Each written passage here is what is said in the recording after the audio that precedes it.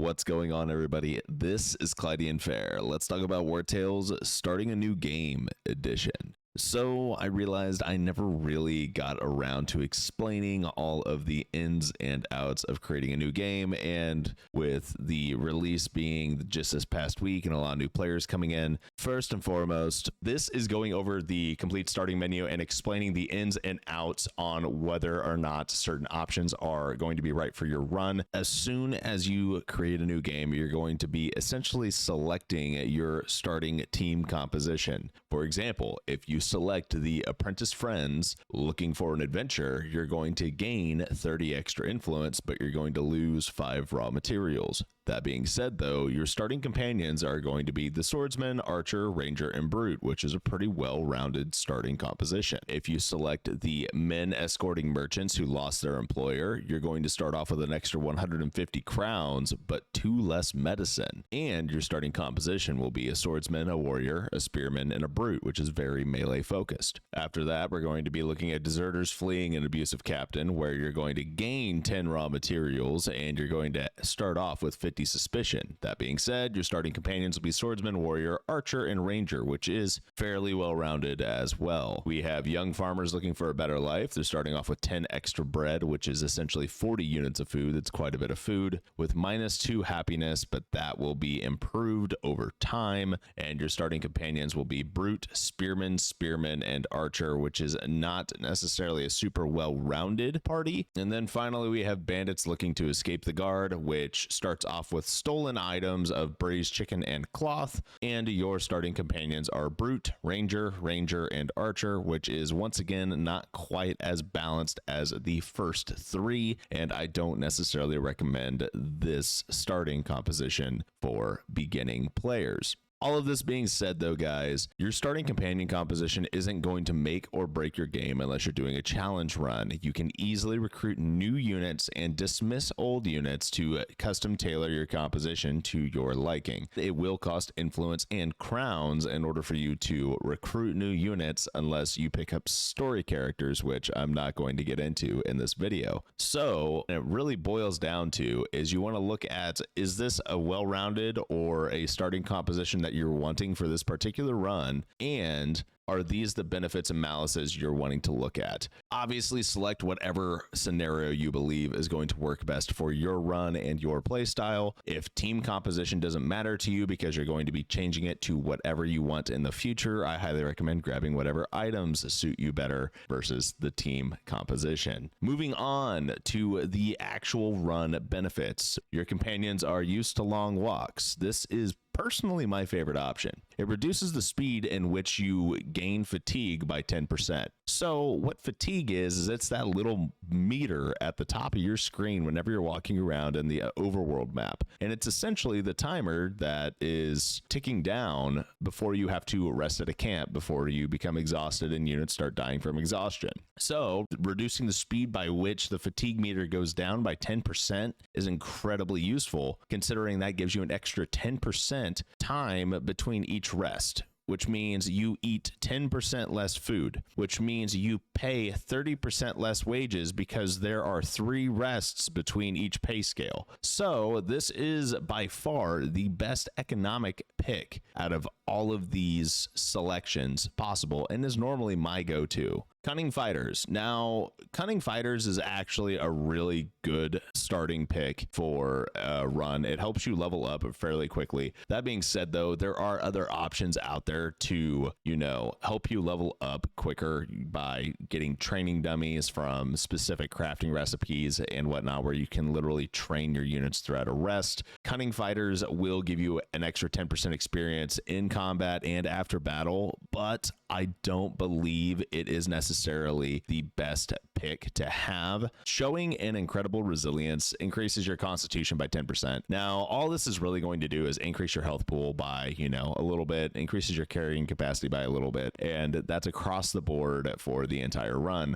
Personally, I never take this. Some people who are doing specific challenge runs and they want to make sure that they have a little bit of a buffer before they get knocked down, yeah, they'll grab it. But overall, overall, I don't really like taking it because 10% health pool is maybe going to give you one more hit before you get knocked down, maybe. And then we have excellent slap games. Now, this is a good one to pick because it increases critical damage by 10%, but it is not as good as you may think it is because critical damage only takes effect whenever you have a critical. Been running that every single time instead of long walks because that would have been the best combat one in general. That being said, though, critical damage increase by 10% is really good, especially for a crit heavy party, and it's always something to think about if you're wanting to try and min-max your damage output in later games for a particular run. And finally, we have a gift for petty theft. It reduces the overall suspicion that you generate whenever you steal by 15%. I personally never take this option because all it does is, yeah, sure, it lets me steal 15% more in a single stealing session, but it's not really that big of a deal, all things considered. I mean, it'll save you essentially, in theory, 15% off of every steal bounty. You guys can obviously make the decision for yourselves, but if you're running a very steal heavy campaign and you plan on stealing basically everything, this may be useful. And finally, we're moving on to the Malus debuffs on our selection screen. So a somewhat meek appearance, just reducing carrying capacity by 1 for every single unit on the board really isn't as big of a deal as you think. For every horse you have, you're going to be gaining a ton of carrying capacity. And with the introduction of trading posts, once you hit level 4 and the trading path skill tree, it's really not that big of a deal. This is honestly one of the least impactful debuffs you can possibly pick here. And eternal dissatisfaction is going to reduce your happiness generation by 1 for every single rest. This is actually going to be one of the more impactful ones because extra happiness is how you generate influence throughout resting. Reducing the amount of extra happiness you have is going to reduce the amount of influence you generate. Finally, we have what I would deem as the worst combat debuff, where it reduces your critical hit chance by 3% across the board on every single unit. Now, 3% doesn't sound like a lot, but when you're trying to min-max and get critical hit archers that are up over 100%,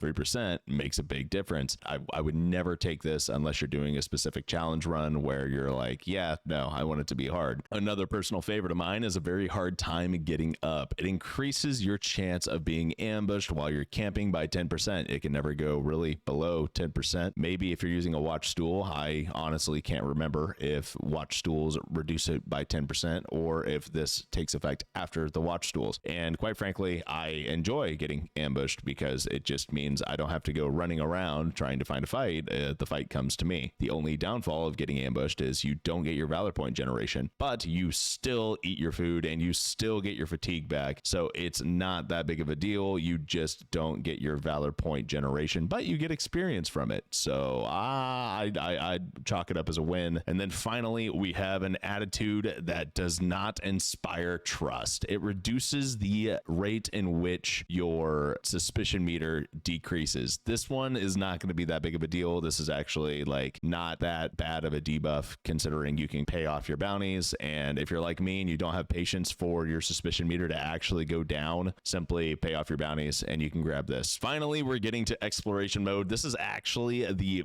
biggest concern and question I see in the community forums and Discord, and it is, what exploration mode should I select? And there's actually pros and cons to both of these exploration modes, so let's dig into it. Adaptive exploration. You will always be pitted against groups of a similar size and a similar level, if not a little bit higher level than your current party. If you are running only one unit, adaptive exploration is actually really easy. If you're looking for really hard gameplay, adaptive exploration is not going to be it for you. It's going to be very steady. Everything's consistently medium the entire time. Now we're going to move on into region locked. So region locked exploration is one of my personal favorites. I really like region locked simply because it has more of an ability for the game to be harder depending on how you yourself play. Now, this being said, region locked does not scale as much as adaptive exploration does when it comes down to party size. Guards in region locked will always scale to party size. So you cannot run 80 units in a region locked exploration and expect to just roll over the guards.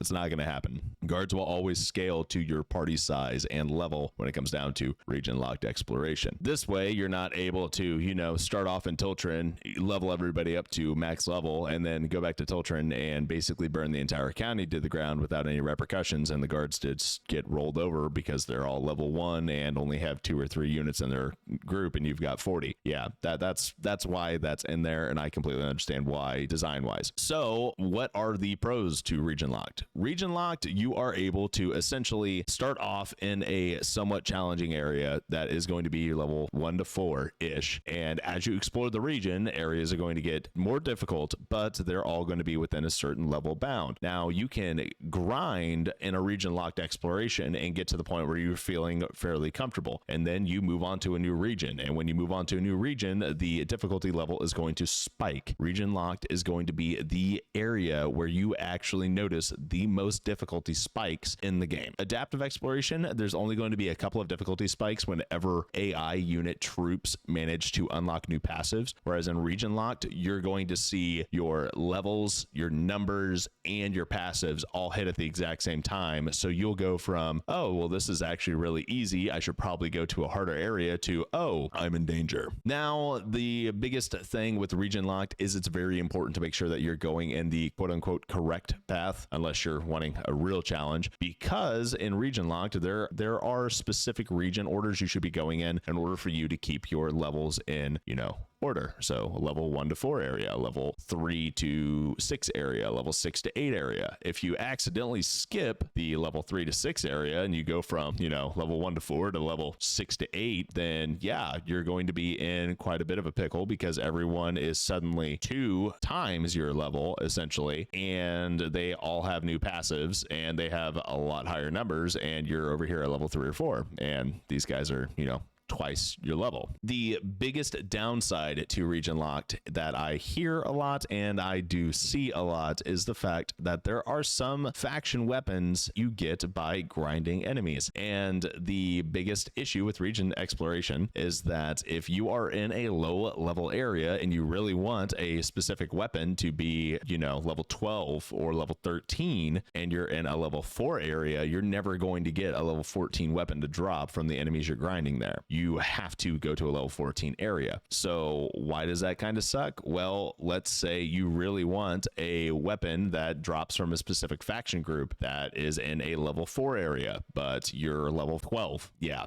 a level 4 weapon is not going to help you nearly as much as a level 12 weapon. So if you really wanted that specific weapon, you needed to have it in adaptive exploration, or you need to be really, really lucky and just find a wandering faction group and fight them in a higher level area. So that is the biggest drawback to region locked, and I do understand that complaint about it. But if you're using specifically legendary weapons or community bounty weapons, you are able to level them up as you go, and that is honestly pretty freaking cool. Okay, and finally we have the standard difficulty modifiers and whatnot between, novice, experienced, and expert on both the combat difficulty and the survival difficulty. I've noticed that in my testing on survival, if you mark that down to novice, the tether range, or aggro range rather, on the overworld map is shrunk, so you can get a lot closer to enemy units without them, seeing you and chasing after you. By all means, guys, since these are adaptive and you can actually change this in the middle of the game, I'm not going to go too in depth in it, and you can fine tune your difficulty to your liking depending on if you feel like there is a little bit too much of a challenge here or not quite enough challenge. Hopefully I did a good job of explaining this, and hopefully this will help out all the new players who are really wanting to dig into the game but aren't quite sure what options will work better for them. Anyway, guys, that is all I've got for this video. I hope you all enjoyed this content. If you'd like to see more videos such as this, tell me what your favorite exploration mode is, and then like the video, make that number go up. And I hope to catch you all in my comment section down below, or in my live stream chats when I go live on Thursdays or Sundays. Until next time, have a good one.